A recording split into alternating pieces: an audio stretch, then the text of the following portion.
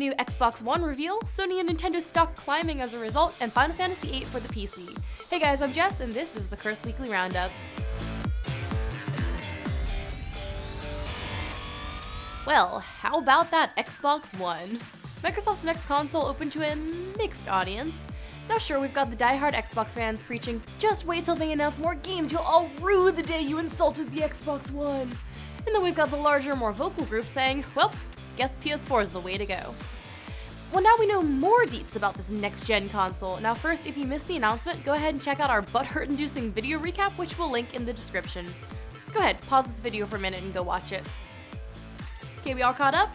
Well, now we know the Xbox One is not backwards compatible, and after initial installation, Microsoft's going to be charging a fee to link that same game disc to a second Xbox Live account, meaning it's definitely limiting the market for used games. It's also going to be HD TV compatible only, so you can't use it with a standard def TV. And Microsoft's Azure Cloud services are allowing developers to make games that can't be played offline. But the always-on thing isn't a requirement just yet. Now, I'm not even going to touch any of that. I'll just leave you with this fun fact. Nintendo's and Sony's stock prices both rose directly after the Xbox One announcement. Now, Nintendo saw an increase of about 2.2% that day, but Sony's stock rose by 9.3%. I think we all know that's probably not a coincidence, but what do you guys think? Leave me a comment and let me know. Is Microsoft on the way out? Did Sony just win the next-gen console war? Moving on from the Xbox One, Final Fantasy VIII is coming to the PC. Square Enix announced that this week that the PC version will have high-res graphics, but no news on whether there'll be any other new features.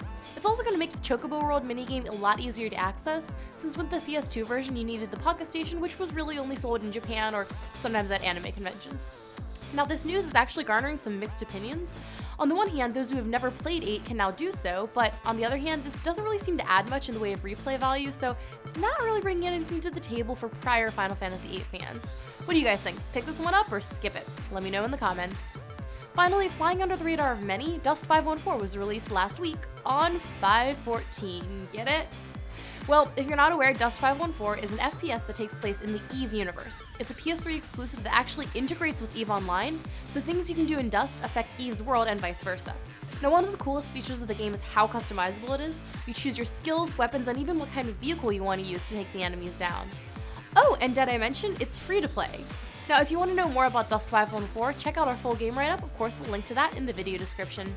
And before I let you go, I just wanted to remind you to check out our latest IRL video if you haven't already.